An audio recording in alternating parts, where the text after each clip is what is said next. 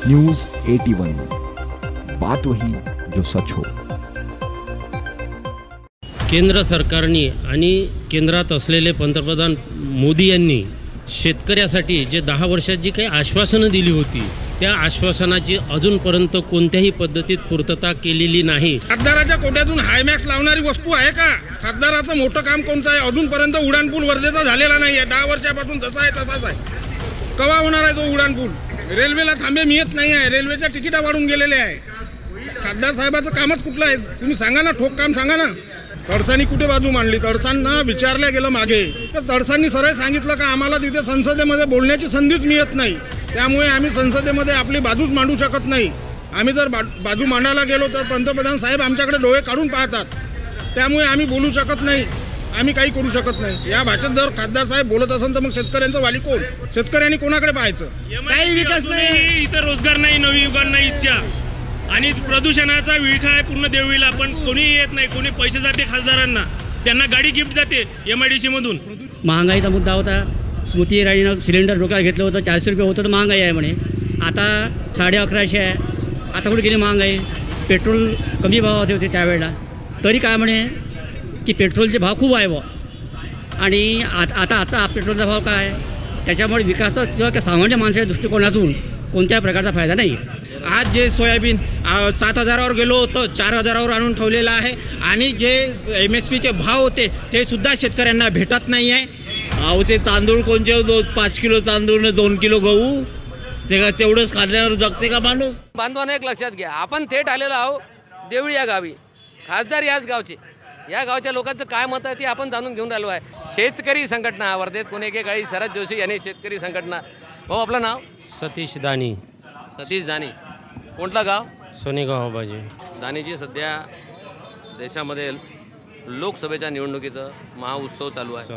विशेष म्हणजे तुमच्या या देवळीचे विद्यमान खासदार हेच तिसऱ्यांदा यांना भाजपानी उभे तर आहेच, पण भाजपानी यांना जेव्हा की 2दा मोदी गव्हर्नमेंटनी हे म्हटलेलं होतं की भाजपानी म्हटलेलं होतं की 2दा निवडून आलेल्या माणसाला तिसऱ्यांदा आम्ही संधी देणार नाही, आणि 70 वर्षाच्या नंतरच्या माणसाला आम्ही निवडणुकीला सामोरे जाऊ देणार नाही। परंतु पक्षश्रेष्ठींनी म्हणा की हायकमांडनी म्हणा खासदार रामदासजी तडस यांना तिसऱ्यांदा ही संधी दिली, काय कारण? मी जास्त खोलात जाऊ इच्छित नाही, पण केंद्र सरकारने आणि केंद्रात असलेले पंतप्रधान मोदी यांनी शेतकऱ्यासाठी जे 10 वर्षात जी काही आश्वासनं दिली होती त्या आश्वासनाची अजूनपर्यंत कोणत्याही पद्धतीत पूर्तता केलेली नाही, आणि संभाव्य धोके शेतीचे सगळ्यात महत्त्वाचा वातावरण बदलाचे धोके हे शेतीसाठी आहे।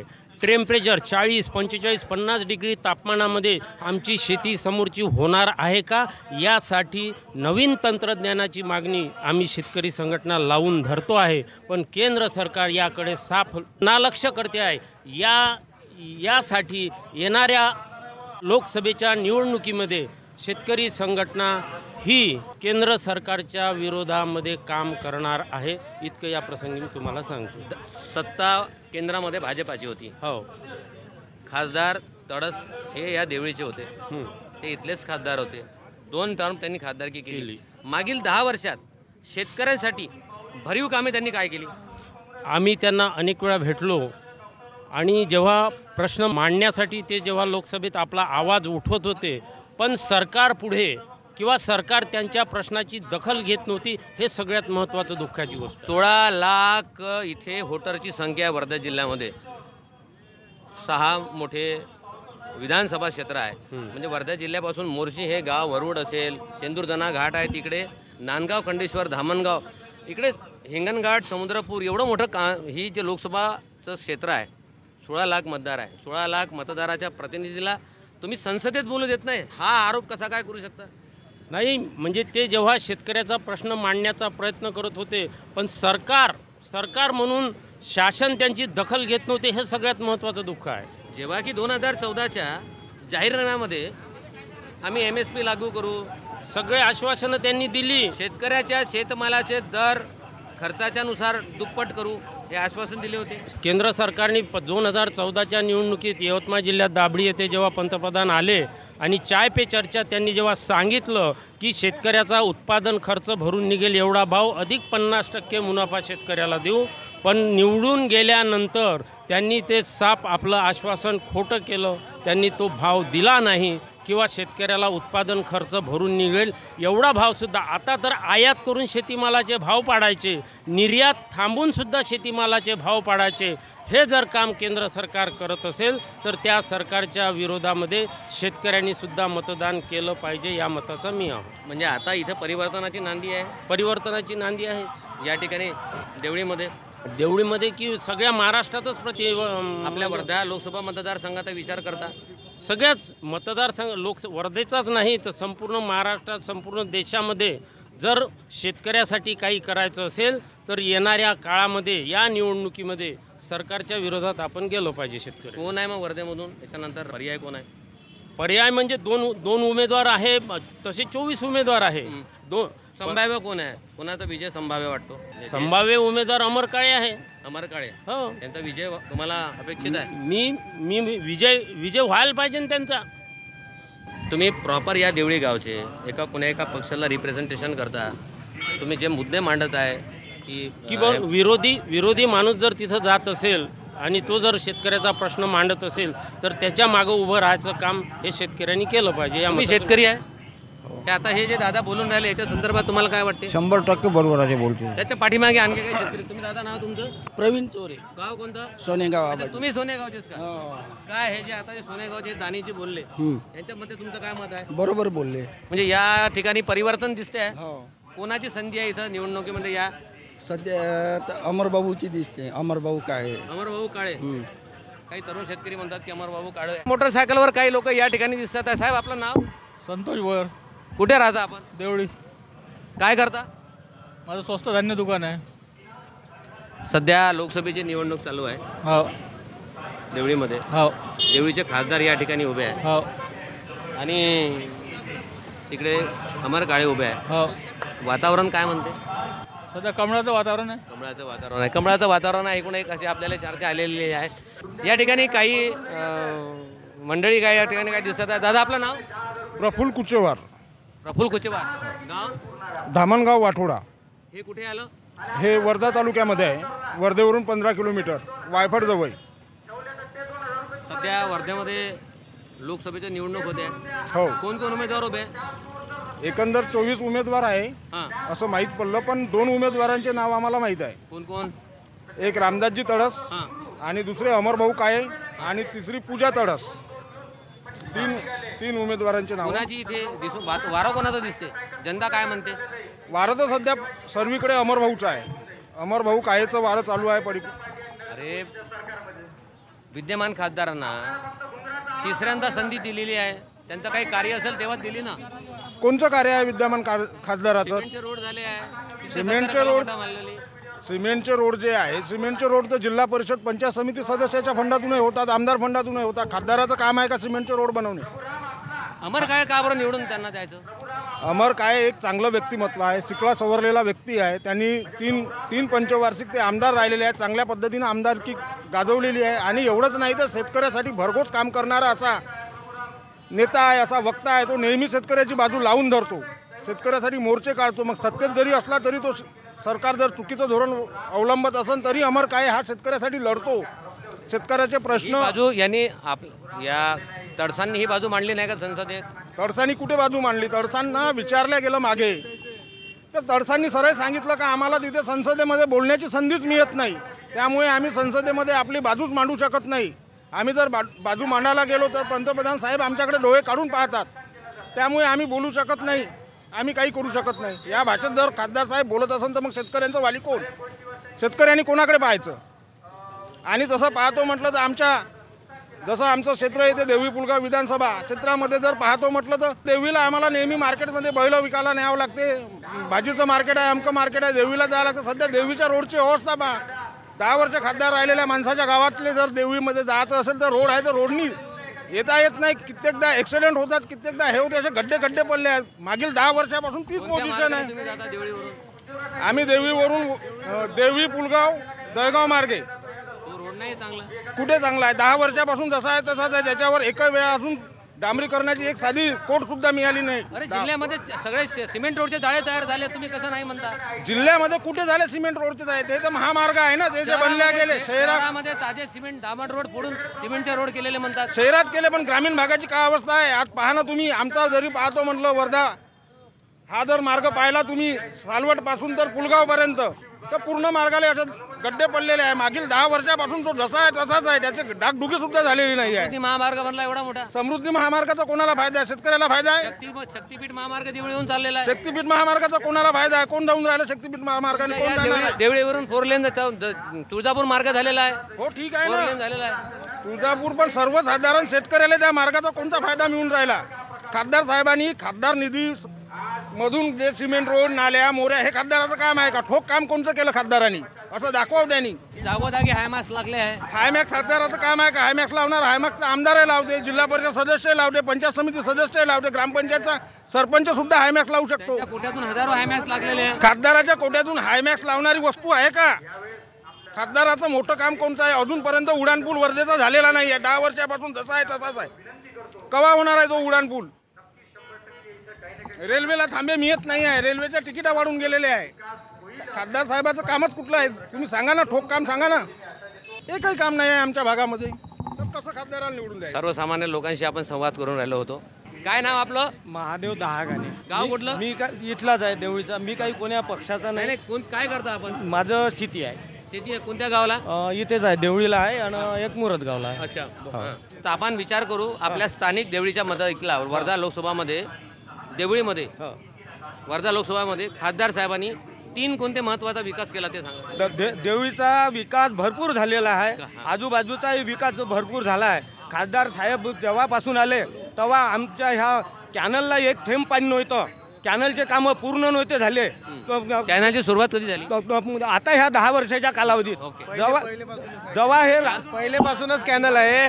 एकही काम नाही झालं ग्रामीणमध्ये. आम्ही ग्रामीणमध्ये राहतो. एकही काम नाही का आम्ही पाहिलं पण नाही त्याला.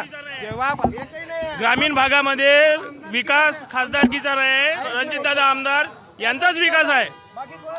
स्वतःचं नगरपालिकेचं लेआउट आहे नगर परिषदपाशी. कोण्याच नगर परिषदपाशी लेआउट नाही. त्यांच्या नगरपालिकेमध्ये त्यांची नगरपालिकेवर सत्ता असून रामदासजीची, तरी तिकडे काहीच विकास नाही. शून्य विकास.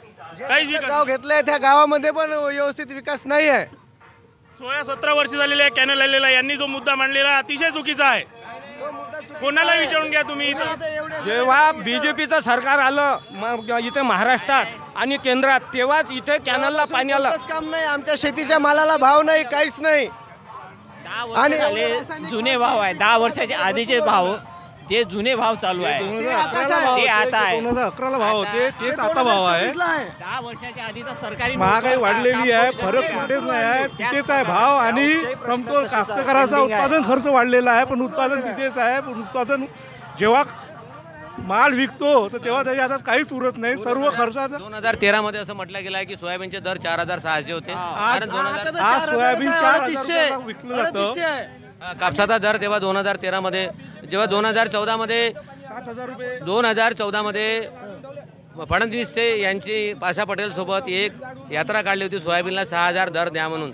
10 वर्ष झाले त्यांची सत्ता. आता सोयाबीनचे पाशा पटेलनी उत्पादन खर्च किती लागतो हे काढून दिलं होतं. आज पण त्यांनी काढून द्यायला पाहिजे. कृषी मूल्य आयोगाचा अध्यक्ष असल्यानंतर त्यांनी आता किती MSP वाढवायला पाहिजे हे सांगायला पाहिजे. 7,000 रुपये MSP मध्ये कापसाचं होते का? कास्तकारांचं उलाढाल होऊन राहिलं का? 10 वर्षाच्या आधीचं पगारात कोण काम करू शकते? आधीच्या 10 वर्षाच्या कोणीच नाही करू शकत, पण शेतकरी करून राहिला. शेतकऱ्यांनी नाईलाज असतो. शेतकऱ्यांनी नाईलाजाच असतो. 6,500 रुपयात कापूस विकला. जेव्हा गरज असते शेतकऱ्यांना तेव्हा कापसाचे भाव नाही राहत आणि नाईलाज असतो, विकावं लागते शेतकऱ्यांना. काही विकास नाही. इथं रोजगार नाही, नवी युगान नाही इच्छा. आणि प्रदूषणाचा विळखा आहे पूर्ण देवळीला. पण कोणी येत नाही. कोणी पैसे जाते खासदारांना, त्यांना गाडी गिफ्ट जाते MIDC मधून. एवढं प्रदूषण आहे तरी एकही जण कोणताही लोकप्रतिनिधी कोणी बोलत नाही प्रदूषणाबाबत. प्रदूषण आहे म्हणता खासदार या गावचे आहे ना. हो ना, पैसा जाते ना, अजून काहीच उपयोग नाही ना. आणि काही लोक या ठिकाणी दादा आपलं नाव? मी पांडुरंग लेंडे म्हटलं.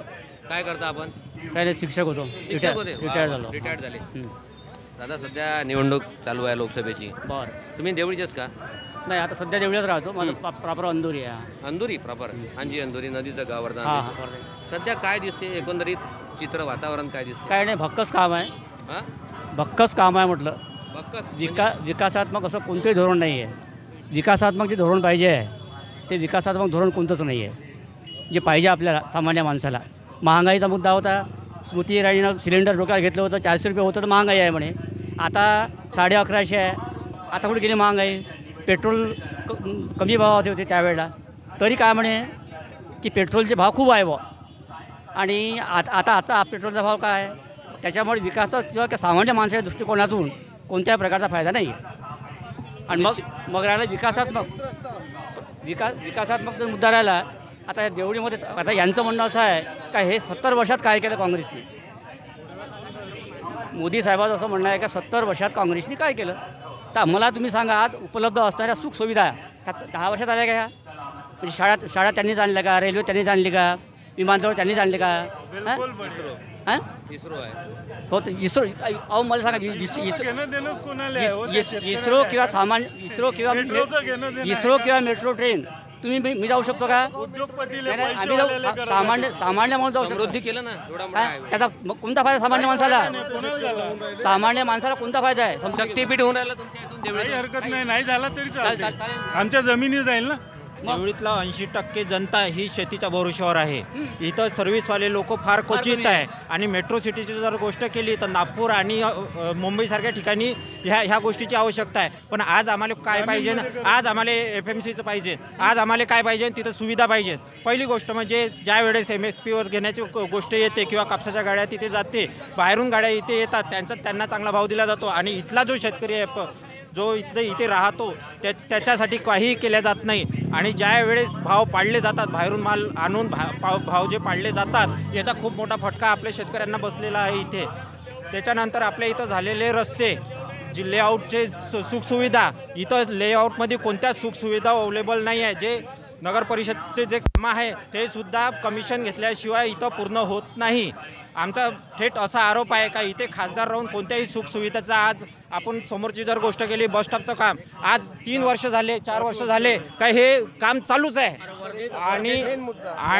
आणि जो हा रोड सँक्शन झाला होता, माहीत नाही काय झालं त्याच्याबद्दल मला काही माहिती नाही. पण अजूनही त्या रोडचं काय झालं काय नाही काही कोणाला माहिती नाही. इथे जे आमचा डिफेन्स आहे डेपो, पुलगाव डेपो, याचा एकही मुद्दा 10 वर्षापासून आम्ही एवढे त्रस्त आहोत की नाही आम्हाला पेटू देत शेतामधलं काही, की नाही आम्हाला विहिरीला ब्लॅस्ट करू देत, काहीच नाही. खासदार साहेबांनी संसदमध्ये मांडला मुद्दा की 2008 त्याची जी जागा आहे फक्त ते तुम्ही आखून घ्या. आखून घेतली ना, आम्हाला काही विकास नाही. जेव्हापासून डेपो आला आम्हाला 2 मंजिल घर पण बांधता येत नाही. आम्ही तिथं गुलाम म्हणून आहे.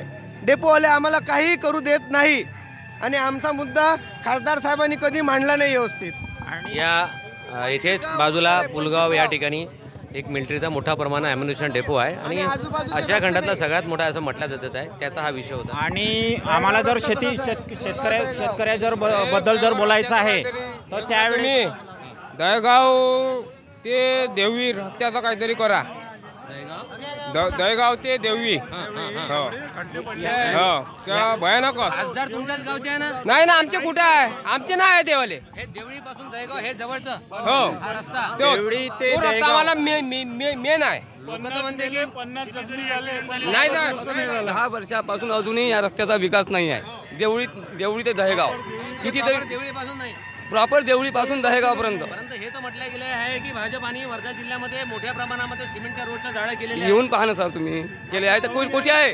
कुठे आहे? देवळी पुलगाव रस्त्याचं माझं दररोजचं अपडाऊन आहे. आज जर विचार केला तर तिथे अपघाताचं प्रमाण एवढं झालं आहे 3 ते 4 वर्षात का ते कधीच पाहिलेलं नव्हतं आम्ही. बाकी रोडवर ते नाही आहे, पण त्या रोडवर एवढे जास्त अपघात झालेले आहे. आमच्या इथले जगताप म्हणून आहे, त्यांचं बजरंग जिनिंग समोर एवढा मोठा अपघात झाला होता का आज त्यांना घरी बसावं लागलं.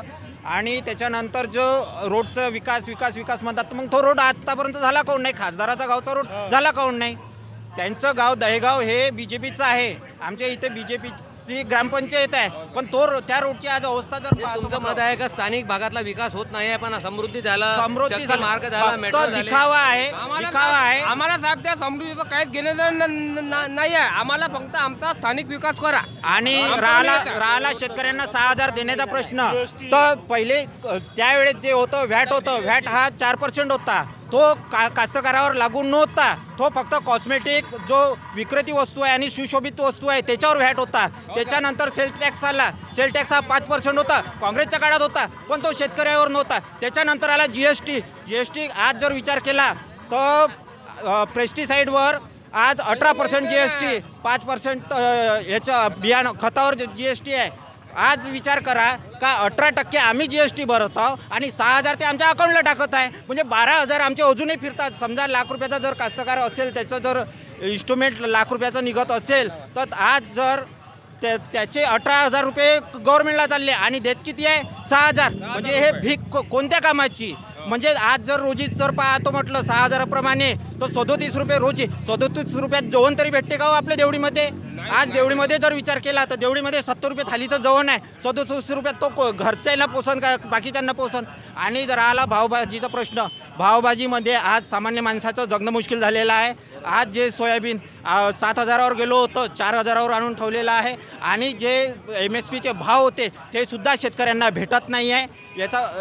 यामध्ये शेतकऱ्याचं खूप मोठं नुकसान होत आहे. आज शेतकऱ्यांचं कबरड, तुमच्या प्रत्येक वस्तूवर जीएसटी. आज सामान्य माणूस जो 200 रुपये रोजी कमवत आहे, आज तो सुद्धा जीएसटी भरत आहे. आज जेवणाच्या याच्यावर टॅक्स. आज हॉटेलमध्ये सामान्य माणूस जाणार नाही, पण जे आपण घेतो प्रत्येक सामानावर एक प्रकारचा 18%, काय ट्रॅक्टरवर 28% जीएसटी, आणि तुम्ही कार घेतली त्याच्यावर कमी जीएसटी लागतो. असं का? नाही, हिऱ्यावर 1.5% आहे ना, हिरा खरेदी करा ना. हा, सामान्य माणसाची जर अवकात जर हिरा खरेदी करण्याची असती तर आज हिऱ्याचे हार बंगल्यात राहिले असते. ते कशाला झोपडपट्टी? सोन्यावर 3% झोपडपट्टीत राहिले नसते ना ते. आज सामान्य माणसाचं जगणं मुश्किल झालेलं आहे. जे त्यांची हे जे बोलून राहिलेले आहे याच्याची समज आहे का तुम्ही या मतांची? तेवढी करा.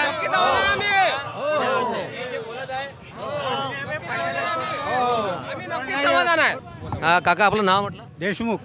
काय समस्या आहे तुमच्या? पाण्याची समस्या आहे. 2-2 दिवस नळ येत नाही. माझ्या क्षेत्रामध्ये वार्ड नंबर 10 गडी देशमुख पुला 20-20 फूट खोल गड्डा आहे. नळाला मशीन लावणे पाणी येत नाही. 35-40 वर्षापासून या गावामध्ये तळस साहेबांची सत्ता आहे. तर काय केलं त्यानं? आमच्या देशमुखपुऱ्यात जाऊन रोड नाही आहे, नाल्या नाही आहे. फक्त इथले खासदारांना पण ते हो, इथले खासदार तर काय करतात? खासदार कोण काय करतात?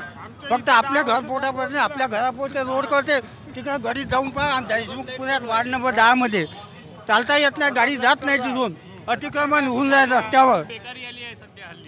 2-2 दिवस नळ येत नाही. घरच्या जबरदस्ती भरायला लावते, नळ टॅक्स भरायला लावते, तरी पाणी येत नाही. आपल्या इथं 2 उमेदवार उभे आहेत. हो, एक अमर काळे आहे, दुसरे तुमच्याच गावचे खासदार रामदास तडस. हो, कोणाचं वार आहे? अमर काळेचं. तुमच्या गावचे खासदार आहे. मग असं ना 10 वर्ष झाली. हो, 10 वर्ष झाली. 10 वर्ष आम्ही भरोसा केला आहे. ज्यांचे काम बघितलं. अमर काळे. जर गोष्ट केली तर हा माझ्या समोर जो बोर्ड आहे, हा बोर्डचं उद्घाटन इलेक्शन लागायच्या पहिले झालं होतं. आज जर याच्यातमध्ये जर पाहिलं तर माझ्या घरापासून तर राऊत सरांच्या घरापर्यंत ह्या रोडचं काम आहे.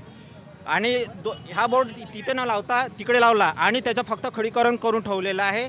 अक्षरशः पाण्याची समस्या, पाणी म्हणजे पावसाळ्यामध्ये मी 3 कंप्लेंटा करून सुद्धा, नगरपंचायत परिषदला मी 3 कंप्लेंटा करून सुद्धा हे काम झालेलं नाही आहे. म्हणजे स्थानिक लेवलला रोडची जेव्हा मागणी करतो आम्ही का जिथे लोक आहे तिथे रोड नाही आहे, आणि जिथे लोक नाही आहे त्या लेआउटमध्ये तुम्ही जाऊन पहा का आज एवढे रोड दिसत आहे का भयानक रोड आहे. कारण चांगले रोड तिथं बनले आहे. आणि जिथे लोकांची जे लोक ज्या ठिकाणी लोकांची वस्ती आहे त्या ठिकाणी रस्ते नाही आहे ना, जिथं वस्ती नाही आहे.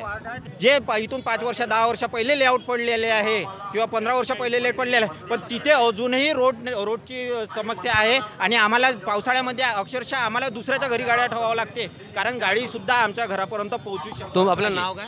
योगेश दरणे. अनेक लोकांच्या अनेक समस्या आहे. प्रत्येकाच्या समस्या आहे परिवर्तनाची नांदी या ठिकाणी दिसते आहे. काय नाव भाऊ आपलं? अमोल सोनटक्के. अमोल सोनटक्के. अमोलजी कुठून तुम्ही? मी नांदगाव खंडेश्वर, इथे सिव्हिल सर्वे आहे, इथे जॉब करतो. नांदगाव खंडेश्वर. नांदगाव खंडेश्वर लोकसभा मतदारसंघ तुमचा जो आहे तो आमच्याच वर्धाचा काय वर्धाचा. वा वा वा वा क्या बात आहे. नांदगाव खंडेश्वरचे अमोलजी भेटले. अमोल सोनटक्के. अमोलजी तुम्ही आता इतक्या लांबून या देवळीमध्ये कामाला आले आणि सध्या एकूणच जे लोकसभेचं जे चित्र आहे वातावरण आहे लोकांमध्ये परिवर्तनाची नांदी, तुम्हाला काय वाटते? मला तर ते अमरभाऊ व्यवस्थित वाटते, कारण यांनी आमच्या गावामध्ये जे आलेत अजूनपर्यंत तळसभाऊ पाहिले नाही. तळससाहेब कधी पाहिले नाही. आमचं एवढं मोठं गाव आहे, नांदगाव खंडेश्वर तालुक्यातले लोक अजून पण ओळखत नाही आमच्या तळससाहेब. खासदार कधी बघितले नाही आमच्या इथे. अरे कधी जर तुम्ही ज्यावेळेस लोक असतील खासदार आले असतील तर त्यावेळेस लोक नसतील असं काही घडलं नाही. नाही नाही अशी काही चित्र थोडी मोठा आहे ना, अशी वस्ती आहे ना, गाव आहे ना आमचे. लोकसभा आहे पण नांदगाव पण आमच्या येते ना. तुम्ही नांदगाव खंडेश्वरचे ठीक आहे.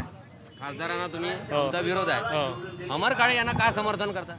समर्थन म्हणजे त्यांचं एक लोकप्रतिनिधीमधून चांगले खासदार असं काय केलेलं आहे? चेहरा चांगला काँग्रेसचा असा भेटला असं वाटतं.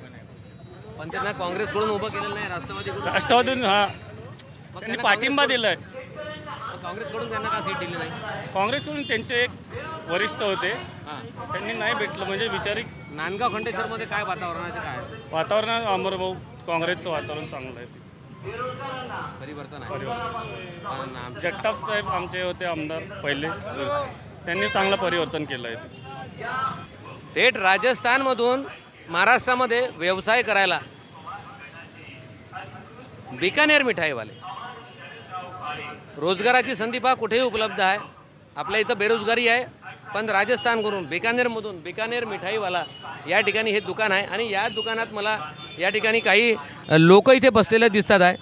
सध्या प्रचाराचा पूर्ण जिल्ह्यामध्ये किंवा राज्यात नाही तर देशामध्ये प्रचार मंत्रणा मोठ्या जोरात सुरू आहे. येत्या 26 तारखेला मतदान होणार आहे आणि पुढच्या तर मतदानाचे टप्पे असणार आहे. या ठिकाणी काही काय आपलं नाव? मोहन शिदोडकर. गाव कुठलं? नागझरी तालुका देवळी. मोहनरावजी काय आहे वातावरणाचं हवा काय? यावेळेस जे आहे हे फार लोकसभेची निर्णायक निवडणूक देशाची आहे. निर्णायक म्हणजे याच्यासाठी का ज्या आश्वासनाची भरमार मोदीजींनी 2014मध्ये केली होती, भरपूर आश्वासनं दिले त्यांनी का शेतीचे भाव दुप्पट करू बा, शेतमालाचे अनेक योजना आम्ही राबवू बा, पण त्याची पूर्तता कोणत्याही प्रकारे आजपर्यंत झालेली नाही. आणि गॅस सिलेंडरचे भाव झाले किंवा गृहिणीचं बजेट झालं, महागाई आहे, बेरोजगारीचे मुद्दे आहे. देशात बेरोजगार एवढे आहे, उच्च शिक्षित तरुण आहे, त्यांना रोजगार मिळालेला नाही आणि दरवर्षी 2 कोटी नोकऱ्या आम्ही बेरोजगार तरुणांना देऊ. त्याची पूर्तता झाली नसल्यामुळे बेरोजगारात शेतकऱ्यात रोष आहे आणि ती पूर्तता झाली नसल्यामुळे लोकात स्वयंपूर्तीनं आज विरोधी लाट बनलेली आहे आणि ही लाट मोदीला किंवा त्यांचे जे उमेदवार आहे त्यांना घेऊन डुबेल ही लाट. परवा अमरावतीच्या सभेमध्ये अमरावतीचे उमेदवारांनी म्हटलं आहे का मोदीकडे पाहू नका, मी अपक्ष म्हणून निवडून आले होते. जेव्हा की म्हणते मोदीचं म्हटलं की मी मोदी म्हणून तुम्ही याचं मतदान करा, उमेदवार म्हणते की मी अपक्ष म्हणून माझ्याकडे बघा. नवनीत राणांनी नेहमी आपल्या उमेदवारीबद्दल ती स्वयंभू उमेदवार आहे असं घोषित केलं, पण ती स्वयंभू उमेदवार नव्हती. ती मागच्या वेळेस राष्ट्रवादी काँग्रेसच्या सपोर्टने निवडून आलेली होती आणि तिने असं म्हटलं की मोदी लाट नाही आहे बा, तुम्ही माझ्याकडं पाहून मतदान करा. व्यक्तिकेंद्रित मतदान ती मागून राहिली आणि मोदीची लाट नाही असं जर त्यांचाच कॅन्डिडेट म्हणते तर याच्यावरून असं समजायला येतं का जनमताचा कोल मोदीकडे नाही आहे. आपकी बार 400 पार ही हवेतली घोषणा आहे त्यांची. 400 पार लोकांचे मतं का हातानं टाकून घेणार का ही माणसं? का EVMवर भरोसा आहे 400 पार. असं कसं होऊ शकते? एवढं इंडियाचं गठबंधन आहे, लोकात रोष आहे. राहुलजी गांधी यांनी जे पदयात्रा केली देशभर, पिंजून काढला काश्मीर ते कन्याकुमारीपर्यंतचा, त्याच्यात त्यांच्यासोबत जे युवा रोजगार बेरोजगार तरुण फिरले, म्हणजे यांच्यावरून असं वाटते का लाखोच्या संख्येने त्यांच्या सभेला लोक गर्दी करत आहे, प्रियंका गांधीच्या, सोनियाजी गांधीच्या. आणि या नेतृत्व तुम्ही काँग्रेसचे कार्यकर्ते आहे का? मी काँग्रेसचा कार्यकर्ता आहे. मी माझी जिल्हा परिषद सदस्य आहे. मला लोकांचा कौल माहीत आहे. मी देवळी पंचायत समितीचा उपसभापती म्हणून काम केलं आहे. आणि सामान्य लोकाईतच आमचं जनजीवन राहते, त्याच्यामुळे आम्हाला माहीत आहे लोकांचं जनमत काय आहे. जनता काय म्हणते? जनता हेच म्हणते का दिलेल्या आश्वासनाची पूर्तता 2022पर्यंत आम्ही सगळ्या गरिबांना घरकुल, शेतकऱ्यांना घरकुल देऊ हे केलं. 2022पर्यंत किती लोकांना घरकुल मिळाले? आजपर्यंत त्यांनी जे घरकुल दिले त्यांचे पैसे नाही मिळाले. मनरेगाची स्कीम मनमोहन सिंगजीनं चालू केली होती. त्या मनरेगाच्या स्कीमवर ज्या शेतकऱ्यांना विहिरी मिळतात त्याचे पैसेसुद्धा आजपर्यंत मिळाले नाही. आणि खोटी आश्वासनं अजूनही देत आहे का आम्हाला पुन्हा 5 वर्ष द्या, आम्ही पूर्तता करू. 10 वर्षात तुम्ही पूर्तता करू शकले नाही. ते तुम्ही सांगित होते का आम्ही एवढ्या वर्षात आम्ही इतक्या दूर नेऊ. पण या ठिकाणी आपण बघतो आहे का बा, ही जे चकमगाट आहे, हे लाईट्स लागले आहे. मी आमच्या कॅमेरामॅनला हे लाईट्स दाखवा. हे लाईट्स आहे, हे 4 लेनचे रस्ते गावागावात झाले आहे. शक्ती महामार्ग इथून चालला आहे. पासून सामान्य शेतकऱ्याला कोणता फायदा आहे? आज जर मालाचे भाव जर इथून 100 किलोमीटरवर जर 200 रुपयानं जास्त भेटत असेल तर इथं शेतकरी 200 रुपये कमीनं माल विकन ना ह्या बाजारपेठेत. तुम्ही म्हणता का तुम्ही सांगितलं का आम्ही शेतकऱ्यासाठी कार्गो हब बनवू? आजपर्यंत गडकरी साहेबांनं कार्गो हब बनवला नाही का? जे शेतकऱ्याचा जो भाजीपाला आहे, टमाटर आहे बा, आम्ही फॉरेनला नेऊ, आजपर्यंत गेलं का? डेव्हलपमेंटपासून सामान्य माणसाचं काय? मोठमोठे जर एरोप्लेनचे तुम्ही विमानतळ बांधले, सामान्य माणसाला काय? 6,000 रुपये शेतकऱ्याच्या खात्यात चालले आहे. 6,000 रुपये का भीक देणारा का हे शेतकऱ्याला? 6,000 रुपये म्हणजे रोज किती होते तुम्हीच सांगा ना, किती रुपये रोज होते? 6,000 भागिले 365 दिवस करा, किती रुपये रोजात? 18-19 रुपये पडले. 18-19 रुपयात लोकांचं जनजीवन चालते का? आमच्या शेतीवर 400 रुपये ते 500 रुपये मजुरीप्रमाणे लोक राहते. आम्हाला आता उत्पादनात भरपूर घट झालेली आहे. आणि उत्पादनाचा जे मालाला भाव पाहिजे तो भाव MSP पेक्षा कमी आहे. MSPची गॅरंटी देणार होते. मोहनराव, एक प्रश्न असा आला, तुम्ही आता एक राजकीय पक्षाचे आहे, गावाचा नेता तुमचा खासदार झाला, हे भूषणाची गोष्ट आहे, बरोबर आहे? एक आपण गृहीत धरू की ग्रामीण भागात त्यांचा विकास कुठपर्यंत पोहोचला आहे? तुम्ही गावाच्या गावं फिरून तुम्ही कॅमेरा घेऊन, ऑनलाईन कॅमेरा घेऊन सर्वे करा. एकाही गावात खासदाराचा वैयक्तिक रस्ता नाही आहे. फक्त एका गावात हे प्रॉपर नगरपालिका आहे, इथं विकास झाला किंवा इथं विकास दिसला म्हणजे झालं का? तुम्ही कोणाचाही विकास आपल्या नावानं नाही लावू शकत. गावाचा शहरात किंवा स्थानिक शहराचा विकास म्हणजे गावाचा विकास नव्हे, हे सर्वांगीण मतदारसंघाचा विकास पाहिजे. तुम्ही इथे प्रभाताई राव यांच्या काळात इथे MIDCची निर्माण झाली. इथे एखादा 10 वर्षात मोठा उद्योग आणू शकले का? ते मोठा उद्योग आणू शकले का? मध्ये या ठिकाणी जे कारखाने आहे ते कोणी आणले? ते स्वयंपूर्तीनं आले आहेत. ज्यांना बिझनेस करायचा होता तिथे हायस्कूटी, एक महालक्ष्मीचा आहे, एक म्हणजे 3 ते 4 मोठे कारखाने आहे. हे स्वयंपूर्तीनं हे यांच्यापूर्वी आले. यांच्या 10 वर्षाच्या पूर्वीचे हे कारखाने आहे. यांनी स्वतःहून एखादा मोठा कारखाना आणला का? स्थानिक खासदार असून या ठिकाणी त्यांनी कुठलाही एखादा ठोस बेरोजगारांसाठी, कामगारांसाठी, इथल्या स्थानिक लोकांसाठी कुठलाही मोठा प्रोजेक्ट आणलेला नाही आहे. शहराचा विकास म्हणजे गावाचा विकास नव्हे. गावामध्ये जाऊन बघण्यासाठी त्यांनी आपल्याला म्हटलं आहे. विषय आहे, काँग्रेसचे नेते असल्यामुळे विरोधात्मक बोलले असाल, पण या ठिकाणी काही आपल्याला आणखी काही बांधव दिसतील, आपण त्यांच्याशी संवाद करू आहे. भाऊ नमस्कार, काय नाव आपलं? सिद्धार्थ शंकरराव फुललेले. सिद्धार्थजी, किती वर्षापासून हा व्यवसाय करता? 15 वर्षापासून. अच्छा, 15 वर्षापासून या इथेच करता का? हो. या चौकात करता? हो. या चौकामध्ये आता इथे या पहिले जो हा रस्ता वाहता रोड होता, आता तो तिकडून महामार्ग झाला. काही ग्राहकीमध्ये कमी आढळली का? हो हो, कारण की पहिले एक साईड पूर्ण रोड होता तर ग्राहकीचं पुष्कळ रुकत होते. आता बिलकुल अर्ध्याहूनच कमी झाले. हे हायवे जे होते आपल्या फायद्याचे होऊन राहिले की नुकसानीचे होऊन राहिला? हायवे नुकसानीचा झाला, कारण की आमच्या धंद्यासाठी नाही आहे तो. हा हायवे जे होता झाला तर आमचे धंदे पूर्ण डीम झाले आहे. लोकसभेची निवडणूक त्याला माहिती आहे का तुम्हाला? लोकसभेची निवडणूक होऊन राहिली. हो. कोण कोण उमेदवार उभे आहे? BJPचे आहे. कोण आहे? रामदासजी. अजून आपल्या आता अमर काळे आपल्या इथून राष्ट्रवादीचे. काय तुम्ही काय वातावरण काय आहे इथं? आता वातावरण सर्रास ठीक आहे बा, पण आता कोण येते काय येते प्रचार चालूच आहे. तुमच्या मते लोकांचं मत काय दिसते? तुम्ही आता माझ्या मते माझं मत अमर काळेलाच देणार आहे. अमर काळेला? हो. तुम्ही तर या गावचे?